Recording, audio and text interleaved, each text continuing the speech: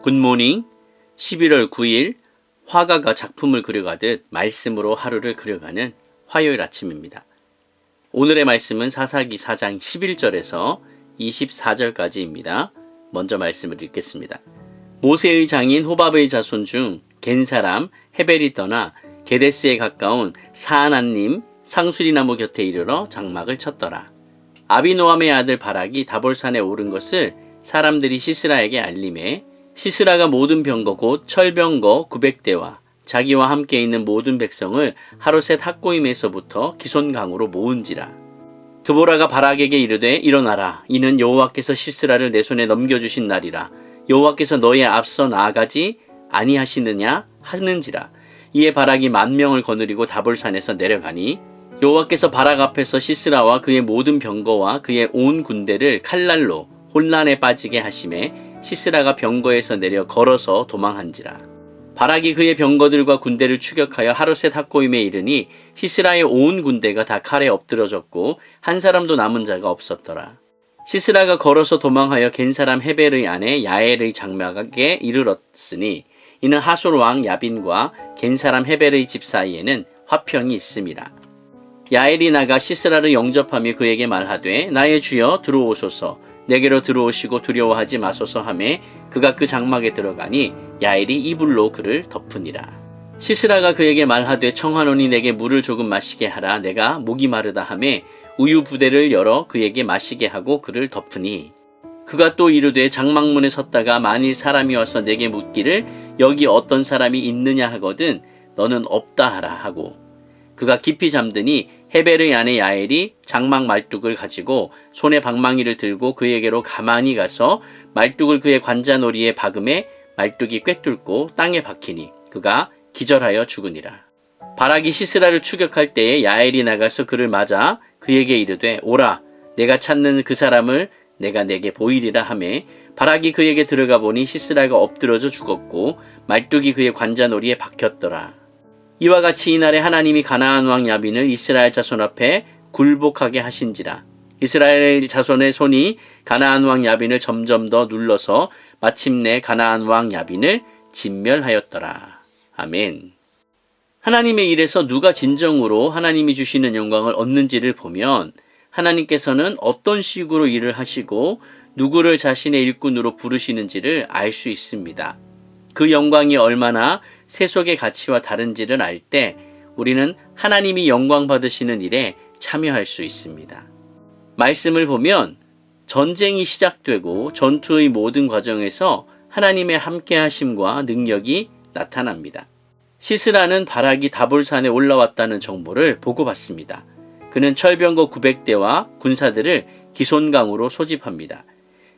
이미 7절에서 하나님의 작전대로 하나님께서 말씀해 주셨던 그 작전대로 그의 군대가 기손강으로 유인된 것이죠. 시스라가 그의 모든 병력을 투입한 것은 이스라엘 병력과 인원, 장소와 시기 이 모든 것들이 자신들에게 다 유리했기 때문에 그 전투에서 쉽게 대승을 거두리라고 예상을 했기 때문입니다. 적군을 움직이셨던 하나님께서는 이제 앞에서처럼 드보라를 통해 다시 한번 승리를 선포하십니다. 드보라는 바락에게 전투에 임하라고 명령하면서 14절에 일어나라 라고 말을 합니다. 그리고 오늘은 여호와가 시스라를 내 손에 넘겨주신 날이다 라고 선언하고 있습니다. 14절에서 넘겨주셨다라는 이 표현은 완료 형태로 표현이 되어 있어서 하나님께서 이미 승리를 주셨다라는 그런 이야기입니다. 덧붙여 드보라는 여호와가 바락에 앞서 나가심을 일깨워줍니다. 15절입니다. 여호와께서 바락 앞에서 시스라와 그의 모든 병거와 그의 온 군대를 칼날로 혼란에 빠지게 하심에 바락은 하나님의 동행을 신뢰하지 못하고 드보라의 동행을 원했지만 하나님은 그와 함께 하셨고 전장에서도 앞장서셨습니다. 드보라는 오늘 이스라엘 군대의 인솔자로서 적군을 무찌르실 분은 하나님이시라는 것을 선포합니다. 4장에는 정확하게 표현되어 있지 않지만 5장 20절과 21절을 참고하면 하나님께서 기손강의 물로 적군을 쓸어가게 하셨습니다. 앞서 말씀드렸던 것처럼 당시는 건기입니다. 기손강이 말라 있었습니다. 그래서 병거를 가지고 전쟁하는 것이 굉장히 유리한 상황이었습니다. 그런데 갑작스레 퍼붓는 비로 강이 급류함으로 전세가 뒤바뀌고 말았습니다. 당 주변의 땅이 질퍽하게 되어서 병거와 병마는 제 역할을 수행할 수 없었습니다. 그동안 늘 이스라엘은 철병거를 가진 족속에게 패배했지만 이번에는 하나님의 역사하심, 하나님의 기적을 힘입어서 승리했습니다.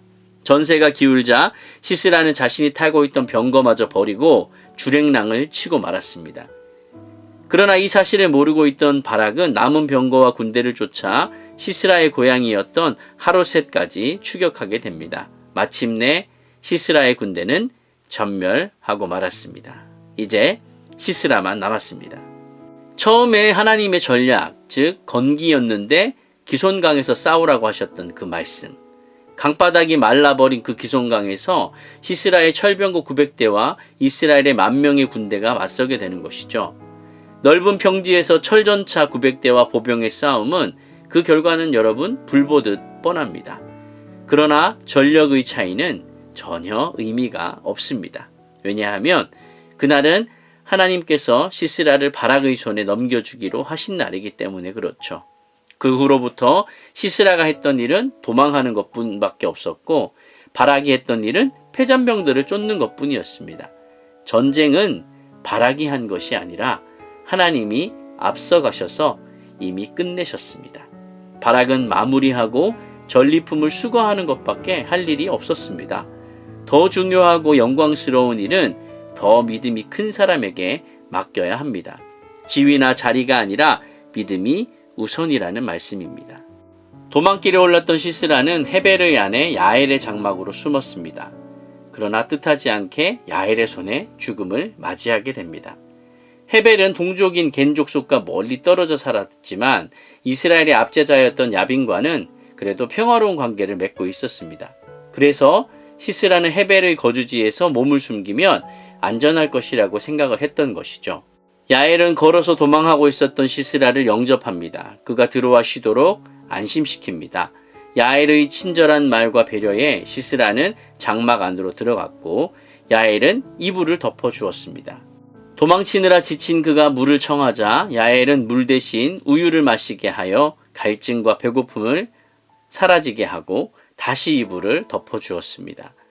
그러자 시스라는 야엘에게 장막문에 서서 망을 보라고 지시하며 누가 여기 있는지 물어보면 없다고 답하라 라고 그렇게 시켰습니다. 바락이 자신의 뒤를 쫓고 있을 것을 예상했기 때문에 그런 지시를 내렸던 것이죠. 야엘은 장막 말뚝을 취하고 손에는 방망이를 쥐고 잠든 시스라의 관자놀이에 말뚝을 박아버렸습니다. 그녀가 박은 말뚝이 땅을 꿰뚫었다라고 성경에 묘사된 것을 보아 야엘의 행동은 대담했고 단호했습니다. 시스라가 야엘의 손에 죽음으로써 9절에서 말씀하셨던 하나님의 말씀이 그대로 이루어졌습니다. 시스라는 도주했고 바락이 뒤를 쫓았죠. 하지만 바락은 시스라가 가는 곳과 반대 방향으로 헛걸음합니다. 결국 시스라를 죽이는 영광은 겁쟁이 바락의 몫이 아니라 겐 사람 헤벨의 아내였던 야엘이라는 여인의 손에 시스라는 죽고 말았습니다. 두보라가 바락으로부터 옮겨졌다고 한 그 전쟁의 영광은 바로 야엘이라고 하는 여인에게로 돌아갔습니다. 그녀의 침착함과 지혜, 용기와 담대함, 결단력은 하나님께 대한 그녀의 믿음에서 나왔습니다. 전쟁의 영광은 주저하는 남자 바락이 아니라 용기 있는 여인 야엘에게로 돌아갔습니다. 야엘이 시스라를 처치하는 동안 바락은 여전히 그 뒤를 추격하고 있었습니다. 시스라를 영접하러 나갔던 것처럼 야엘은 이번에 바락을 영접하러 나갑니다. 그러고는 자랑스럽게 말을 하는 거죠. 당신이 찾고 있는 자를 보여주겠소. 야엘은 바락을 시스라에게로 인도합니다. 영문도 모른 채 야엘을 따라 들어간 그곳에는 시스라가 엎드러져서 죽어 있었습니다. 시스라 군대를 전멸시켰고 이제 시스라까지 죽이려고 쫓아왔건만 바락에게는 그 기회가 주어지지 않았습니다. 믿음과 순종이 적었던 탓에 그가 받을 수도 있었던 그 영광이 야엘이라는 한 여인에게로 넘어가 버린 것입니다. 실제로도 전쟁 가운데 바락이 장수로서 활약한 모습보다는 사실 전쟁에서는 하나님께서 이미 그에 앞서서 싸우셨고 승리를 주신 분도 하나님이셨습니다. 거기에다가 시스라라는 장군까지 야엘이라는 여인의 손에 죽어버린 것입니다. 결국 시스라의 죽음으로 가나안 왕 야빈은 이스라엘 앞에 굴복할 수밖에 없었습니다. 이후에도 하나님은 이스라엘의 힘을 점점 강하게 하셨고 마침내 이스라엘이 가나안 왕 야빈을 진멸하였습니다. 여러분, 드보라라는 여인의 이름은 꿀벌이라는 뜻입니다. 그리고 야일이라는 여인의 이름은 염소라는 뜻입니다. 이 꿀벌이라는 뜻의 여인 드보라와 염소라는 뜻의 여인 야엘을 통해서 하나님께서는 젖과 꿀이 흐르는 가나안에 대한 자신의 약속을 성취하고 계십니다. 참 신기한 일이지요. 나약하고 굴욕적인 시대 정신을 만들던 그 남자들 대신에 하나님 나라에 대한 상상력을 갖고 주님이 하실 일을 기대했던 이 두 여인을 통해 하나님의 영광이 드러나게 하셨습니다. 모든 승리가 다 확정될 때까지 우리를 위한 하나님의 전쟁은 절대 그치지 않습니다. 여러분, 누가 이 여인들처럼 믿음으로 나서시겠습니까? 오늘 말씀을 정리하겠습니다. 하나님의 영광은 하나님을 영화롭게 하는 사람이 받는 것입니다. 내가 사라지고 하나님이 모든 역사의 진정한 주인공이심을 드러내는 그러한 사람에게 하나님의 영광이 주어지는 것이죠. 하나님 나라에 대한 상상력, 즉 비전이 있는 자가 하나님의 영광을 경험할 수 있습니다. 단순히 일어났으면 좋겠다, 단순히 일어나길 바라는, 그런 좋아하는, 그런 생각하는 상상이 아니라 하나님의 뜻 안에서 실제화되고 정말로 이루어질 비전을 말하고 있는 것입니다. 내 중심에서 바라보고 있는 소망이나 기대가 아닌 하나님께서 끝끝내 이루고야 마실 그 하나님의 비전을 가진 자가 하나님의 영광을 경험하는 것입니다. 여러분에게는 하나님의 비전이 있으십니까? 비전이 있는 자는 실망하고 좌절하지 않습니다. 이 하루 하나님의 비전의 완성을 한 걸음 앞당기시는 그런 하루가 되시기를 예수님의 이름으로 축원드립니다. 아멘.